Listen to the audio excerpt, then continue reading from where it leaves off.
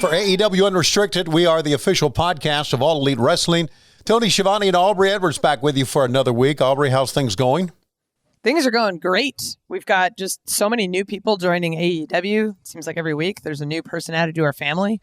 And probably the one that to me, it was kind of obvious because we tend to have a lot of brother tag teams. And with Matt having the history that he has with AEW, it was like, okay, at what point is Jeff going to get here? I feel like this is inevitable because you just have these guys who have this amazing career together, completely changed tag team wrestling, inspired a lot of our tag teams in wrestling. And I'm just so happy to finally have him here. Welcome, Jeff. Thank you for joining our podcast today. Hey, thanks for having me, for sure. Yeah, I'm just so excited. So as we mentioned, you debut AEW Dynamite right after Revolution when we were in Fort Myers on the 9th. And I want to talk about what that moment felt like for you because the music hit and the crowd goes fucking nuts because I think everybody just everyone recognizes your music. It was just like, man, this is great. Talk about that moment. It was weird. We know the Bucks so good. And then, I was so nervous. A different wrestling world. I'm like, oh my God, should this happen? Is this going to happen? And of course it's going to happen. But you got to go out there and do it. And then the biggest thing from that night was how do I go out there and do the juke and not save my brother? So how can I mix it up and juke on the run? So the first time I've ever juked on the run was that night. Wow. How about that? Yeah, you came out without the face paint though, and you've been known for the face paint. What was that decision about? Face paint to me is just like a painting on canvas, Tony. It's just every time if I feel like painting, I'll paint. If I don't, I won't. Gotcha. Yeah, you know what I mean. So yeah, that's I do. One cool thing about me because I reached out when I was 12 years old and touched Sting on the shoulder in Fayetteville, North Carolina, at Cumberland County Civic Center. Wow. I said, I want to make somebody feel the way he made me feel, and so now I do eyelids and all that stuff. It's a lot of passion and time that goes into that. Sure. Yeah. Yeah. Sometimes I don't want to do it. Wow. How about that? Cumberland County Civic Center. Fayetteville, North Carolina. I've been there many, many times. Wow. Good stuff. Man, and I'm sure many of the times that I was there, maybe you and your brother were in the stands, I would think, right? I'm sure. Yeah. Wow. We were, for sure. I love that you mentioned touching Sting on the shoulder and all this. And then Sting was there in the ring at your debut. It comes full circle. I know for a lot of us, us of the younger generation in wrestling, you legends joining the company is oh my God, this guy I used to watch on TV is now my coworker. What was that like for you?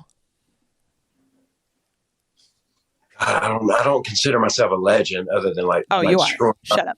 Coming back, whatever that's brought me down, that's my legendary status as far as, when you get knocked down, get back up and keep your shit together, Right. So that's sure. Now I just got off probation Wednesday. So I'm free now. Very cool. But I can't drive until October. Okay. Sorry, too much. No, it's not. Listen, we're unrestricted here. The older you get, the quicker things come. So October will be here before you know it, buddy. So you'll be driving again. Yeah, man. So your Dynamite debut match with your brother against Private Party, and these two kids can do a lot of great things. I'm sure you were looking forward to putting that match together. Yeah, but Matt asked me after. Private Party is amazing, just like FTR and yet the Young Bucks. After the Young Bucks and FTR match, Matt asked me, "What that match mean to you? What'd you think of?" And I don't know. It's just amazing. He said, intimidating because we're older, and the idea of going to a program with the Young Bucks right now is very intimidating. But it's gonna be great. So you and Matt have talked about on social a little bit about this being the Hardy Boys' final run, and that's a really exciting concept.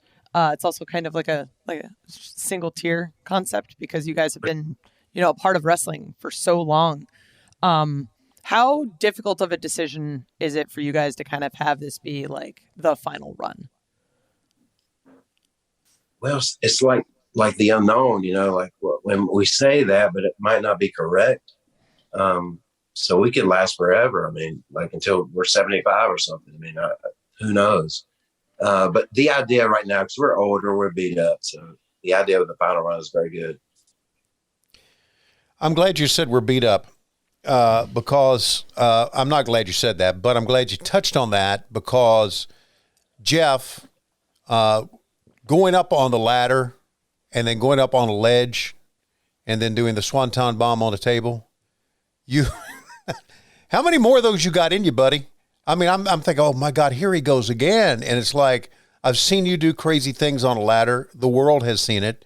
And then you go up on that ledge and I'm thinking, oh, wow. It's just like, to me, like Jeff Hardy never grows old. You're the same. I know your body says you've grown old, but you still do the things you did when you were younger, right? So I think it's wild. It's great. It's great TV, but it's like crazy. It is wild and crazy. But man, when I did that, I asked for a 12-footer, but we got a 10-foot, like that last no. 10. Okay. Butcher and Blade, and man, I was so scared to get up on top of that thing. I was so afraid. But the fear is part of the fun. Once you get up there and you go, okay, we're okay.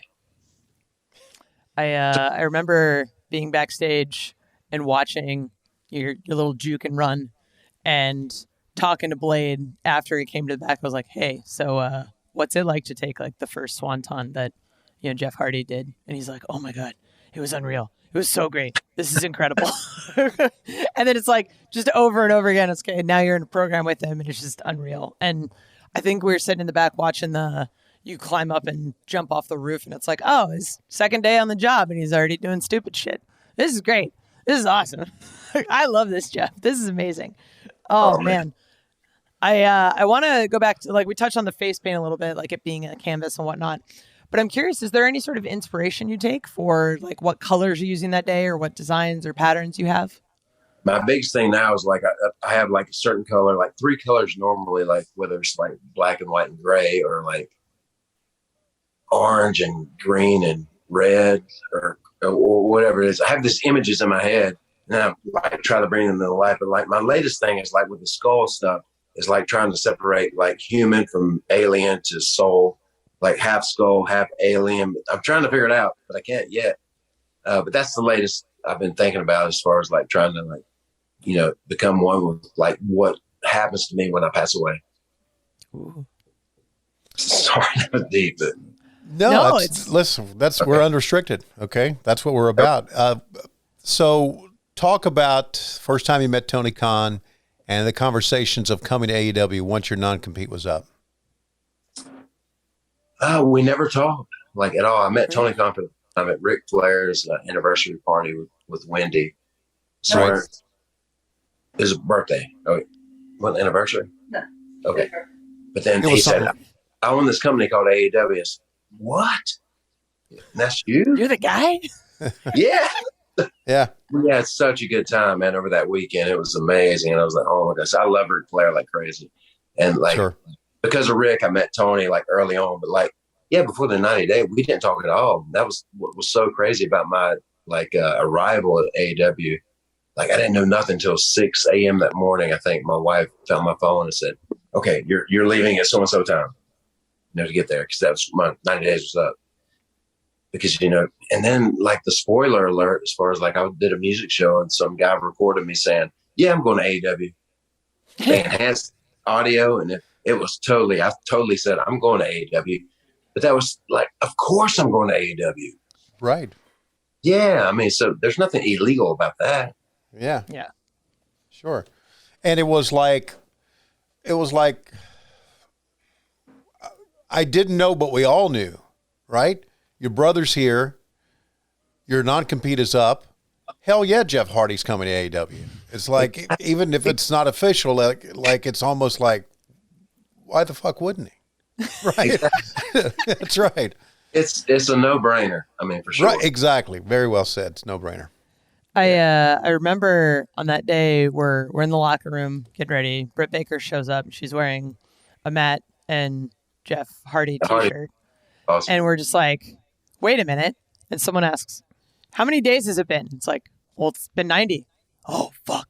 It's happening. Because like they don't share this kind of stuff with us. Like that's one of the great things about working at AEW is like everyone gets to experience the surprise. So we're all sitting there like, is this going to happen? Like what's going on? Is it? And then lo and behold, it finally does. It was just such an exciting moment. This is incredible. We talked a little bit about your Dynamite debut with Private Party and, you know, the desire to work with the Young Bucks. And I know you guys have worked with the Young Bucks before in some incredible matches. AEW, our tag team division is very, very deep. Is there any sort of tag team that you in particular want to work with that obviously beyond like the Bucks and FTR? Well, totally. Like first and foremost, like FTR and the Young Bucks are like number one. Especially the one thing we never did before Matt and I went back to like WWE in 2017. We had this idea for this cinematic match called Too Sweet or Delete. Man, it can be amazing. I feel that now with portals and whatever you want to throw in there to like just entertain. The tag team situation in AEW is just so sick. It's crazy. So yeah, anybody who wants to work, I mean, we're willing to work. We are talking with Jeff Hardy, and we're going to talk more about his career when we continue on AEW Unrestricted.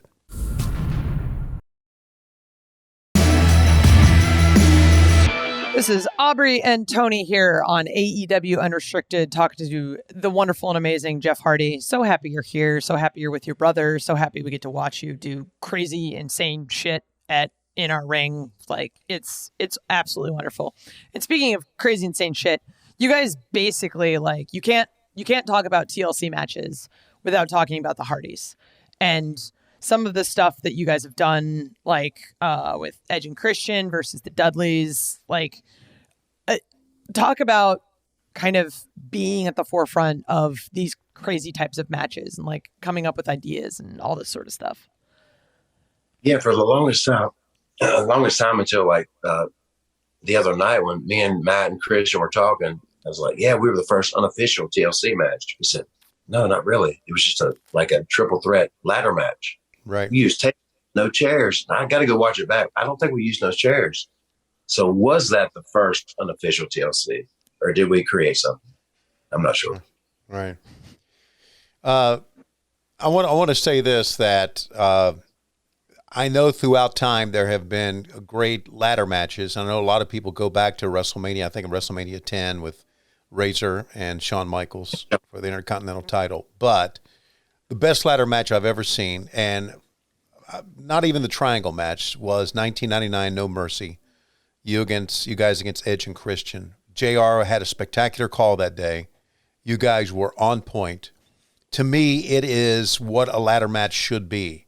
When that match was over, Jeff, did you guys realize how great a performance you had, or was it to you just another, as you walk back, we took some great bumps, did some great things? I knew it. Like when I did that, the first spot, like I think was like me, like going up the ladder, drop kick Christian in the corner, and like people react. We're on to something there. It's what me and Matt had the last couple of years, like Willow versus Surge or Willow versus Navo, whatever it was.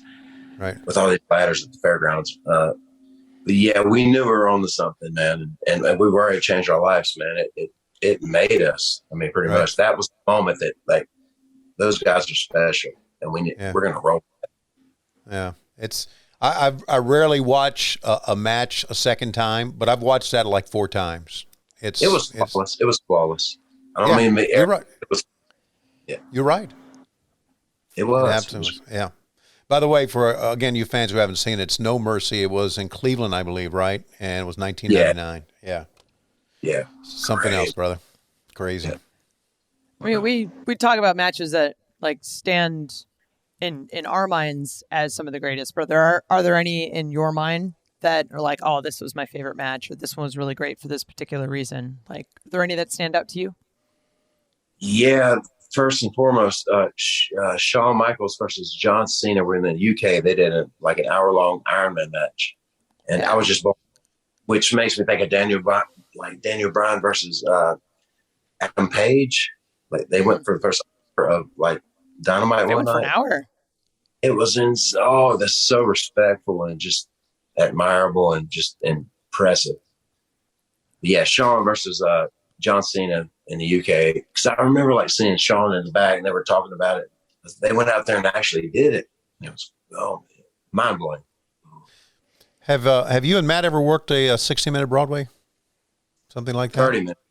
30 minutes? Yeah. Yeah, with Sheamus and Cesaro, I believe. Okay. Got it. I was so nervous. Why were you nervous? Because that's a long time, man. I get blown up. Hey, I'm surprised that you said when I was scared when you said I climbed up that ladder and was on the ledge, I was scared to death. You never look scared doing this stuff, buddy. You don't. I know. You look natural. I'm so much of a like moment guy instead of a like storyteller. Sure. Just moments. So summer of 1999, obviously a big year. You have your first ever tag team championship win. When did you find out that was happening? I don't remember. I'm not sure. Yeah. With the Acolytes in Fayetteville, North Carolina? Yeah, that's right. Yeah. Bradshaw and Farouk. Yeah. I'm not sure. But I remember like my dad was there. Oh God. Oh. And he was so proud. And it was like the closest, because he took us to like Cumberland County Center, like Civic Center, like many times for like, rarely WWE would come there, but they did. Then we won the titles in Fayetteville, North Carolina. And man, against the Acolytes, these two badass men. Oh man, they beat the hell out of us so many times before that. Right. But yeah, it's just like a little child's like dream comes true, you know? Right. Yeah. Boy. Yeah. Anytime you're in the ring with Ron Simmons, you're in the ring with a man, buddy. Oh, for sure. There's no question about that. Hey, and listen, Jeff, don't apologize for not remembering things because I'm like you. If you've been in this business a lot of years and you've done literally hundreds and hundreds of matches, sometimes they all run together. They do, don't they? I mean, I get it. I have to stop and think, where were we last week for Dynamite? I don't even remember. Oh, like Pittsburgh. Okay, where are we going this week? Oh, I've got to look and see on Monday where my flight is. Yeah. That's the way I think. I'm crazy like that. But, man, we did like a BTE like thing, and we were talking about how many matches we've lost last week. And, Matt was hitting them after. And then I hit a few, and we've lost to everybody, like overall. But I'm so excited about the future of Hardy Boys versus the Bucks. Man, it's going to be amazing. Yeah, it is. And I know that's what the fans want to see as well. I know that's dead ahead. December of 2016, the final deletion at the Hardy compound for TNA is another event that kind of just resonates with fans. The chant of delete, delete, delete. And talk about, it was a cinematic match. Talk about you and Matt, how you developed that idea. Let's talk about this, like Daniel Bryan or Brian Danielson, like, yes. When you can create something that everybody does, like which Matt with his delete thing was amazing. Right. And just that night, we filmed that throughout the night. The sun was rising, and we filmed our last shot. And man, it was just such a beautiful moment. We were like running drop course 800 feet from my house, you know, like to get a shot with the lights. And then we finally get that final shot. But like to see that it's kind of reminds me of like songs too. Like when you write a song and you hear the final product back, you say, wow, that's really good. So watching that final deletion back, man, this is amazing, man. There's only like 6 people like running chords everywhere throughout the night and doing all these insane things, going in the pond as Willow or whatever, like coming out as Willow. But yeah, that was a huge moment. There was such a low budget. There was no budget, but it changed like Matt for sure, man. That Broken Matt, there's something to that. And I'm looking forward to like Broken Matt and Danhausen and Willow. Yeah, being involved in the future. Oh my God. I didn't even think about that. That's going to be incredible. Oh, my mind's just getting blown. This is great. Like, I didn't even know what I wanted. Now I'm like, I want all of this. This is great. Oh man. We talk a lot about you going to shows when you were younger with your brother and your dad. Do you remember the first live show you went to? Yeah, I think it was in Fayetteville, and I saw Andre the Giant. That's the one guy I've never met, but I didn't touch his shoulder or nothing, but like I just saw him, mammoth of a man, And I was like, this is great. I think he wrestled Big John Studd. And I might have been like 9 or something, or 10. I'm not sure, but I think that was my first show. I just remember Andre being so giant, which he was, and just like, man, I don't know why I like this, but I love it. Want to talk a little bit about your musical performance, your acoustic guitar? Yeah, let's talk about that a little bit, because I'm not so sure many fans know about that. Yeah, for sure. Let's talk about it. I guess didn't you perform recently at WrestleCade? I did. Yeah. Yeah. Yeah, it was pretty good. Yeah. Okay. I think I recently saw a video of you doing like a Matchbox 20 song, or like a Rob Thomas, like one of the two. I couldn't remember like what specifically it was. Yeah. And I've been on a total 90s kick since then. So thank you very much for doing that. Oh. Do you play in a band at all, or is it more like just like a solo performance type thing? I'm more of a lyric guy, like a poetic dude that like writes like lyrics pretty much. And we're actually it's in the process of like when AEW's out in LA playing at the Whiskey, which is a famous place, like capacity 500 or something like that. So we're trying to work out an acoustic show there. Right. So you're kind of wrestling's Bob Dylan, right? It's more about the lyrics. Yeah, that makes sense. Right. Yeah. Yeah, it sure does. Yeah. Yeah. Yeah. You want to really get lost in yourself, just put a Bob Dylan album on. Dude, music. When I met Billy Corgan, man, I was such a mark, and he was out in the backyard during the Delete or Decay. Yeah. And I had this like my symbol in the ground with a shovel, and it set on fire, and it came up, and then we pulled it off, got the good drone shot. And man, after that, I just remember going, fuck yeah, oh, this is fun.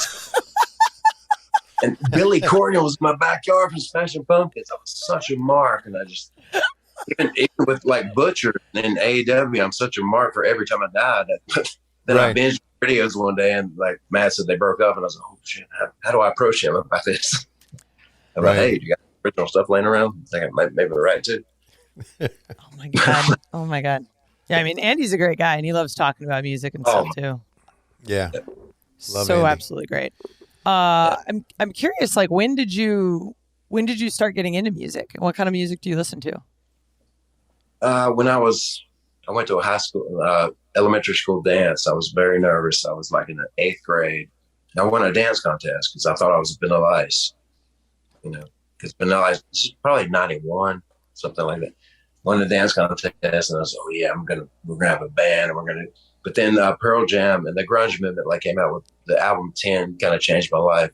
And the song Black really kind of changed my life. I was like, man, this is more than just music.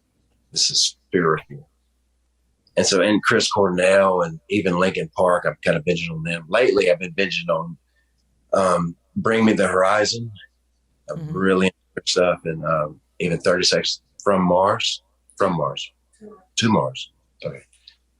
Man, Jared Leto, good actor, good singer. So I just love it, man. You can go to like a different place that like nobody cares. It's just me and the music. Yeah, man. You ever into any of the post-grunge stuff? Like I love, and it's because I'm in Atlanta, I love Collective Soul. I know they're known as post-grunge. Sure. Yeah. Yeah. Just great stuff, man. Yeah, they had one big. I was about to jump off the ledge or something. I forget the name of it. Also going to drive me crazy. But yeah, Collective Soul. Right, absolutely, right. It's called the World Below or something like that. That's it. Yeah, absolutely. All right, we're talking with Jeff Hardy, and there's so much talk about a storied career. He is here with AEW now, and Jeff, what is it like? I'm sure since you've had a storied career, you're in the backstage area now, and you're among guys you know. I mean, I'm sure it feels very comfortable for you being backstage. Yeah, actually, man, it's like when I was in TNA, man, so many like familiar faces are there, with the staff and the crew. Right. Like the show. And but yeah, just such a sense of freedom, as far as like open-mindedness and just opportunity. Right. Of course, very different from WWE for sure. Sure, yeah. Well, it's a different culture, kind of. It's different. I mean, look, and we mentioned the fact that you had really never met Tony Khan, but now you've had a chance to meet him and work with him. Some of the thoughts about how he runs a TV show and how things go in the back. Any thoughts about that? Yeah, the coolest thing to me is like there's no rehearsals. Like WWE is crazy with rehearsals, and like the first night I was there, I was like, man, we don't have to rehearse this. I was like, okay, very cool. Let's just go out there and from the people. We'll feed off their energy. They'll feed off our hours. And yeah, that's the biggest thing. Sure. Yeah. That's one thing, Aubrey, and you know this too, that I've always liked about what we do is Tony lets you do what you know you can do. And he just says, yeah, just go with it. And he lets Jeff Hardy be Jeff Hardy without trying to mold him into something else. So I think we all respect that. Very much so. We're talking to Jeff Hardy here, AEW Unrestricted, Aubrey and Tony. Coming up, we've got lots and lots of fan questions. Yeah.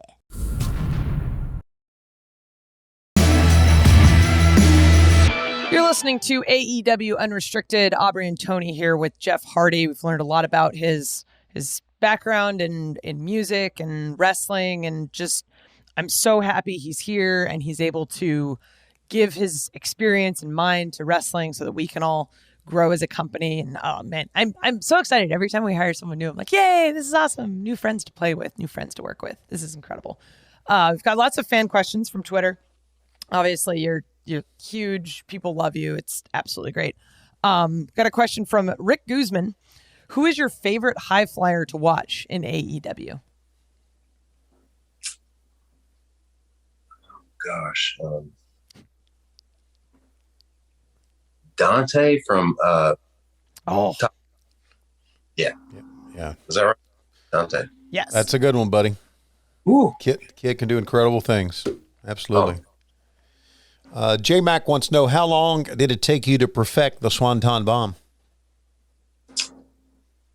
A couple years. I think I saw I forget the name of the guy from Japan, but he would do the dive, like the graceful dive, arch back like to the outside. But then, like 2 years maybe. Yeah. First time you tried it, you thought, wow, I got to work on it some more, or you feel pretty good about it? Or no, I would go on the trampoline, practice, repetition, over and over again. But then the cool thing about it, normally it was a senton, but I told Jim Ross, I was like, man, what if we call it swanton? Like it's graceful, like a swan. You know? Right. Ooh. But then have swanton. Right. And the name kind of stuck. I mean, that when other people would try it, everyone kind of called it really the Swanton Bomb. So you named it, right? I mean, you're the one who came up with it. Yeah, there's no question. Right. And I shot the shit with him the other day, man. The DDT. What does that mean? I still don't know what it means. Right. I don't think anybody does. Right. I don't think Jake even does. Oh, man. Got a question from the Big KG. If you could have a triangle ladder match with any teams in AEW, who would they be? Oh gosh, definitely Top Flight and no, I'm sorry. They're way younger. They got a huge life ahead of it. FTR and the Young Bucks. Yeah. Yeah. Yeah, that's a no-brainer right there, man. Yeah. Annette wants to know, are you thinking about bringing Willow to join the House of Black? Yes, of course I am, but not the House of Black. But he's in here, and that's it. You know, when he comes out to play, and it's gonna be tough. All right. Oh, it's gonna be so exciting. I just love the idea of bringing back the lead and the brother Nero, because I know that a lot of that happened during the pandemic era when we didn't have a lot of fans, and I think bringing that back would be absolutely incredible, just because I feel like there's a lot of engagement that's sort of just built into those characters and whatnot. Yeah, I'm coming up with ideas now. I'm like, this is going to be super exciting. But me and Danhausen talked about this. His face was painted and everything. We were talking about it. He said, what if, I don't know, what if somebody came, instead of the Fiend, what if he came out and he was the friend with a star teeth? He just comes out. Anyway. That would be great. That's what's cool about professing so much as possible. So much, so much. I think it was after an episode of Dynamite or something, but like you guys were all in the ring dancing, like you and Danhausen. Like I think Oh, it's Orange great. Cassidy might have been there. Like Yeah, how wild is that to just kind of like do whatever you want and just crazy fun things happen? it was incredible, man. Like Matt sent me two videos. Like we did the big hug, and then I like wanted to post to say thank you, Dallas. I didn't paint my face that night. Normally, that's the way I think town when I paint my face. And but I did the video of the juke and Danhausen. Man, he was moving his leg. His legs were juking too. It was crazy if you watch it back. But then the cool thing when I did the curse to Danhausen, like Top Flight started doing the juke. So maybe we cursed them. There's too much juking and cursing.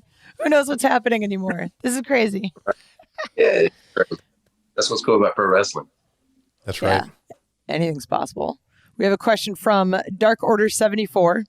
What is your favorite album that you've ever worked on? And can we expect more music from you soon? Oh, yeah, probably a Procession of the Equinoxes. This one song called Placate was one of my last, I think, TNA intro songs. It's like a real cool, heavy song. So yeah, Procession of the Equinoxes. Well, not you ask, and this is almost kind of the same thing, and maybe you've answered it already. What's your favorite song you've written or performed live? Obsolete. Probably I wrote this song and I was talking to Dale. I finally, God, I've been in AEW now for like almost 8 weeks. And I finally ran into Dale, my music producer from Nashville, which is the music guy for AEW in catering. And we just shot the shit for like 30 minutes. But yeah, Obsolete. We were in TNA back in the day. We walked over to this restaurant and ate and said, I don't know why I should write a song called Obsolete. I love that word. It just it flows. But yeah, it's like, I mean, by far my most popular song of all time. Got a question from Tanya B. Do your daughters show any wrestling or interest in wrestling? They do, and they did. Yeah. I mean, yeah, but they're, it's like things come and things pass, but they show interest. I mean, man, that makes me think of like before there was a like women's like tag team division title, like but now there is. I was like, man, what if the Hardy Girls were a thing or something? We had these kids and they're awesome. So, but now it's a thing, not in AEW yet, but like I'm sure it will be eventually. Yeah, the Hardy Girls are alive and well, man. They're in school right now. So proud of them. We're talking with Jeff Hardy, by the way, on AEW Unrestricted. We're into fan questions about his storied career. And Walkin' Freezer wants to know, and this is a really good question. How do you take care of your body outside of the ring? You've done so many bumps, and listen, I know wrestlers pound their bodies all the time, and you've done it for so many years. Any tips about how you try to get on the mend body-wise? Me and my wife did like DDP yoga for a while, but then it was really like a lot. And I was like, but I took away my favorite poses from it, and I do them every morning, and I do cardio every morning, do weights 3 days. And try my best to eat good, but that's very hard. It's very hard. And chiropractor too, every 3 weeks, I believe is wow. Which I'm 44 now, so man. So I can't complain. But yeah, my favorite yoga stretches and eating good and working out every day and just loving life. Yeah, you do that. Reach diamond, hulk it up. Diamond cutter. Yeah. That one. Yeah. Hulk it up. Yeah. Absolutely. Oh, man. Absolutely. It's good. You got to stick with it. And it's so hard, like, especially eating well on the road. Like, diet is so important. And you see the guys coming in with their little meal prep and stuff. It's like, man, but you gotta do it. I mean, if you don't take care of your body, you're not going to be able to do this for very long. So anyone who's, I'm a big proponent of yoga. I've been doing it since I was 12, and hearing you is like, yes, yoga is so good for bodies. And I wish more dudes did it. It's kind of one of those like, oh, it's not manly enough. But it's like, no, this is really, really good for your body. Totally. It's good for yourself too. Yeah. 100%. We have a question from Andrea Beeler. What is it like knowing that you've changed so many fans' lives by doing what you've done? It's weird. I still like at my music shows even, man, the biggest like 2 words or 3 words. You're my childhood. Like, and I'm like, oh God, what's that? As far as inspiration and influence, I mean, that it means the world to me because, man, so many people have inspired me to be the best I possibly can be, and especially in the ring or whatever. But yes, almost I feel unworthy, but because I've fucked up so much. Right. But I've always came back, and I think that's the coolest thing about my career. So I'm a legend for fucking up and coming back. Right. Lot of fucked up and come back, Jeff. A lot have, and but not many have come back with the fanfare that you have, and it's because you've changed so many lives. And I get it. You know what? Not on the level of you and Matt, but I hear it myself when people say, "Hey, you're the voice of my childhood." I stop and I think, man, I always thought that us in the entertainment business were not as important as like doctors or people who do research for health. But then when you think you've helped somebody put a smile on their face, you realize what you've done is important, right? You agree with that? Oh, for sure. Yeah. It's the best, man. When you, even like a fan mail letter or whatever, when you hear this one little story about you changed my life, I was going through whatever it was, you helped me like learn to know it's okay to be different. Sure. Like, Absolutely. Yeah. Absolutely. Well, you and your brother revolutionized the sport. I mean, you got to realize that. That's got to feel good when you think about your career. And we talked about the No Mercy match in 1999 and TLC and the Triangle Ladder match. What you've done for such a long period of time, you've revolutionized the sport. And not many people can say that. Yeah, and that's what's so cool about AEW right now. Like this last reunion, maybe not the last, maybe, before the last, but like me and Matt being together. So even on the indies, man, we get such a good reaction because we're kind of like legends or whatever. But man, it's just the connection we have with the people is like superhuman. I'm sorry, Aubrey. You're kind of like Paul Stanley and Gene Simmons. I went to their farewell tour in 1996. Okay. Wow. And they're still performing. So it's amazing. Yeah, it is amazing. It really is. I mean, no one ever retires in wrestling, right? It's just like, this is your temporary break. Who knows? You come back whenever. You can do whatever you want as long as your body still allows you and you're capable. Like, I'm sure people are always going to want to watch. Before we leave, I want to ask a bit about the paintings behind you. Did you do those? I did. That's all my work. Yeah. Oh man, when did you start painting? That's one thing in elementary school I always excelled in. I was very average and I was terrible at math and history. I kind of liked, but like I always excelled in art. That's kind of always been my thing. So I've been painting since I was, in kindergarten. I remember like I painted a clown and it was so perfect. At least I thought it was. And that's my biggest memory of kindergarten, like when I was only like 5 years old. But yeah, I've always like been drawn to it. My daughters too. They're oh my God, they're so amazing. They're way better than me. But I'm very abstract, But I love it. That's why I paint my face, and because of Sting and like the Ultimate Warrior, the Road Warriors. I mean, anybody. When I touched Sting that day when I was 12 years old, I was like, I don't know why he paints his face, but I love it. I don't know what it means, but I love it. But then when you see that stuff come immortalized in the action figure, I'm like, man, that's why I do that. Sure. Well, Jeff, I want to let you know that it's really great to be able to work with you for the first time. I know I worked with Matt a little bit before you got here, but being able to work with and call a Hardy Boys match, tremendous. Never got to do that, really. And even though, I know you grew up in the Carolinas and I know you watched WCW, I'm really, really thrilled about being able to say that you're here with us. And I'm glad that you're doing well and keep doing what you're doing, buddy. We appreciate you. Yeah, man. I think you came to a WWE house show with in Charlotte or Greensboro. The last time I saw you before I came to AEW. Yeah, that I think. Wow. I remember going to a WWE house show in Fayetteville in like 2001, maybe. I'm not sure. Oh, wow. Yeah, I popped up here and there, but you and Matt together, it just seems right, man. It really does, and we're so glad you're with us. Oh, thank you so much. So good to be here. Yeah. You can follow Jeff on Twitter at Jeff Hardy Brand, and that's Jeff Hardy Brand.